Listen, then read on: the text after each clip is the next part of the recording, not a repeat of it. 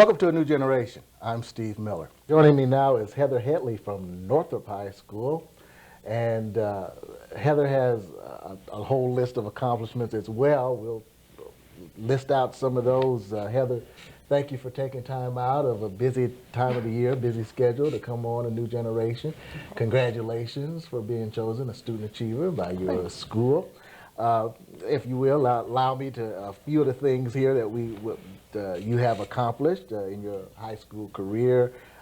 Honor student, Sterling Sentinel Scholarship for vocal music, lead in the Civic Theater production of The Fantastic, lead in Northrop musicals, a lot of musical awards and voice awards for voice and that kind of thing. Right off the top, I guess we would say, well, Heather sings. Okay. we would say that, we know that. But what is it about Heather that we need to know about Heather that we don't know about Heather? I think a lot of people look to me as, I guess because of all the awards, and they come in the house and they see all these trophies and they hear about Black Expo and people I've met and things like that. And they look at me and they think that, oh my gosh, you just, don't even speak to her. Yeah. Just keep her in the cage, you'll be okay. But I think they need to understand, maybe I look evil or whatever, I doubt it. But no, that's not a problem. That's not a problem. I don't think I look that evil. But I think that a lot of people need to know that they can just come up to me and talk to me and say hi, and I'll say hi back. As a matter of fact, I'll talk, because a lot of people already think, like in school, oh, she's going to be this huge mega star and things like that, and they just think, oh, we can't speak to her, and I don't think that's true. I like people to know that I'm very down to earth. As a matter of fact, I can talk to anybody anytime. That's what I like to be, because I don't want to be, that I'm too good for anybody else. That's not it at all. And that's excellent. Because the bad part about that is sometimes we can't control that, though.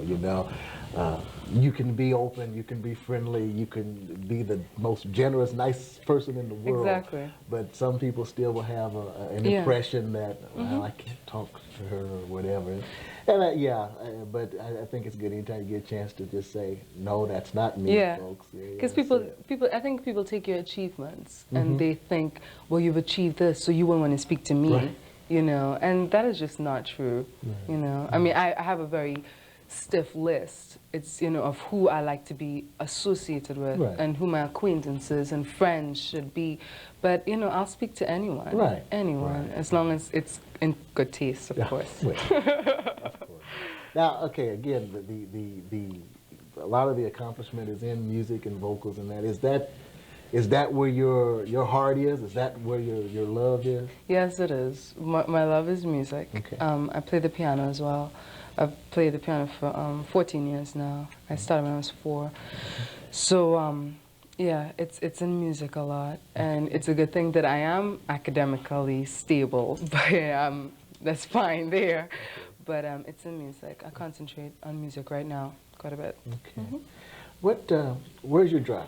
What pushes you? What makes you want to do and be an achiever and accomplish the things that you've accomplished? Well, besides my mommy, she's very, she pushes me enough. She doesn't say you have to do it, but just the fact that she's there, that's an inspiration.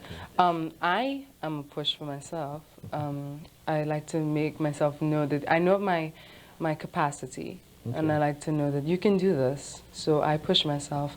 And also, ironically, my my enemies, whoever I think, I don't know any of them personally, but I think that there are people out there who would like me to fall, who do not want me to succeed, who do not want me to do things. And the fact that there's a knowledge that people like that may be out there, God knows where they are, that pushes me to go forward, that I have to show these people, whoever they may be. They may live in my own house, out of my house. I have to show them that I'm going to make it and that I can do this and I can achieve this. So, those 3 areas. Yeah, and that's interesting. I think, I think anyone that accomplishes anything would say something. Well, they may not admit it, but there's always a thing of, I don't say a fear of failing, but not letting anyone see you fail. Yeah. I think that's basically it. Because I really don't like people telling me, well, I told you so. Yeah. You know, you were never going to make it in the first place, you know, that kind of thing. So at first begin, I don't go into things that I know I may not be able to do, you know, because I don't ever want people to say, well, I knew she wouldn't make it in that. Once I put my foot in it, I want to be able to finish it off. To finish it off. Good or bad, it has to be finished. Well, finish it off. That says a lot. What's your most proudest accomplishment? What are you happiest with?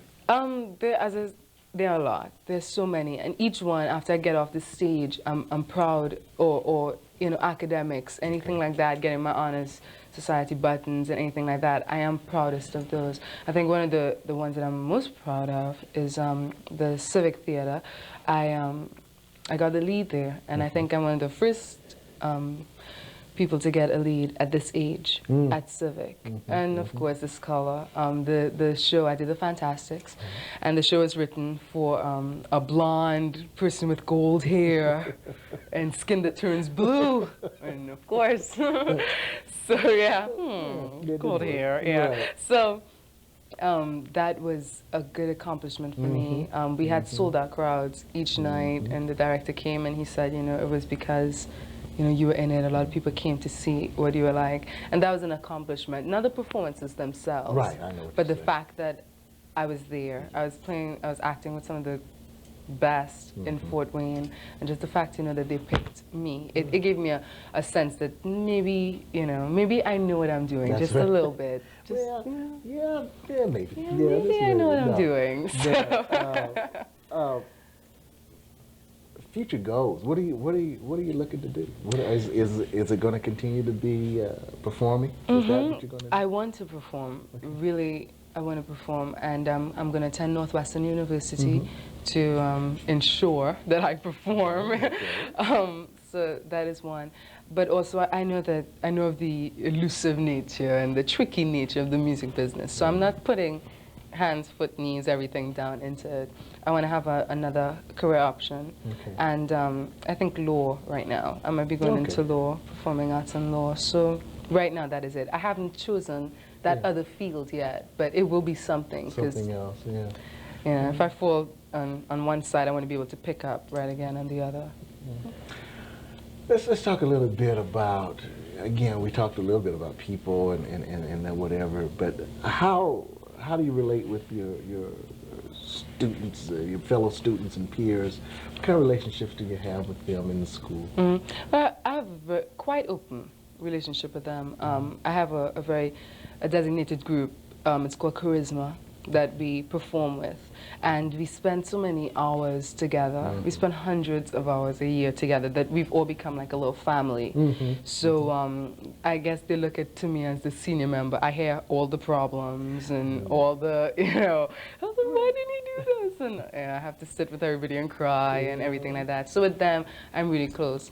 But I don't believe in cliques and things like that. For me, I think that I should pick the clique, not the clique pick me. I don't believe that I should, you know, have to say, well, I can't speak to this person because these people wouldn't like it. And that's what, at Northrop, that doesn't happen to me because I speak to everyone else.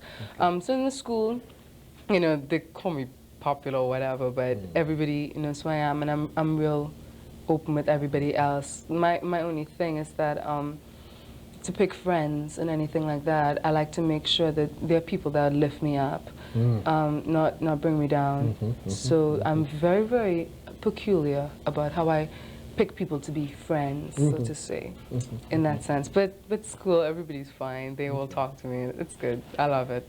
What kind of problems do you see with students? What kind of things are facing them that maybe some of them aren't achieving as well as they should or could? What kind of problems do you see there? I think I would say a peer pressure. That might be it in every area. That pressure, it may not verbally come from peers, but I think it's there. That pressure, maybe some of them a little lack of self-confidence. I think the peer pressure, as I go through Northrop, you know, many times I was told by other black students, oh, you should not be in this group because that's not good, or don't do this, or don't do that. Because, and if I'd listened to them, I would not have done it, and I would not have made half the achievements I have made today. So I think you have to be your own person. And, you know, don't follow the group. Yeah. Detrimental. Okay. Okay, your future is in performing arts and maybe law or whatever, but what kind of things concern you about our society, the future as we know it? What kind of things bother you that may inhibit some of the things that you want to do? I think one of the things that bothered me, we were talking about it in class just a few weeks ago, was that there's a generation coming who have only seen the ugly side of the world. They're growing up around guns, and they're growing up around violence and bad things. And this is the generation that's supposed to take over when we're gone. Because I normally sit and say, oh gosh, this is so bad, you know, this one's shooting this one just down the street. But then I think of the little children who are coming up. They're going to see much worse. And I think that's kind of scary to know that they're coming up without any interest in maybe the performing arts or music or anything. It's just all they know is the violence, and the guns and the poverty and things like that. No positive things. Yeah. So. Well, I think you're right. I think some of that is definitely going to happen. I think, though, what we have to do, though, is exactly what you're doing.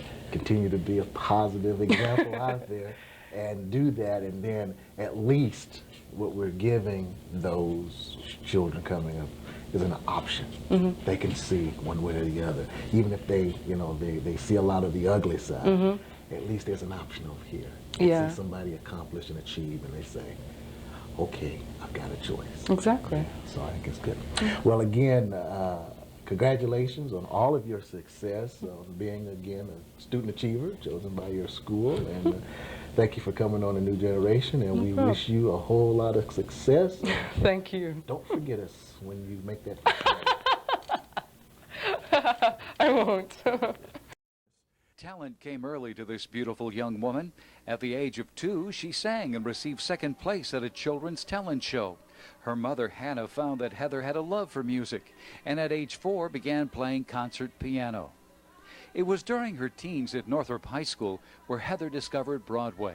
In 1997, 6 months after she decided to leave school to pursue her dream, Disney offered her an opportunity to play the role of Nala in The Lion King. It was during her run that Disney approached her to audition for the new musical, Aida. The nominees are Toni Collette for The Wild Party,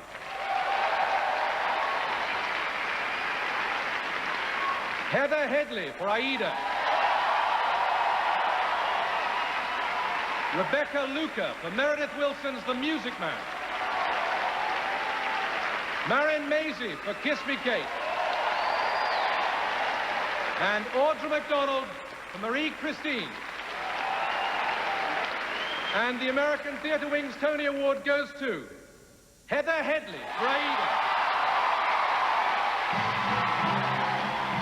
This is Miss Headley's first Tony Award.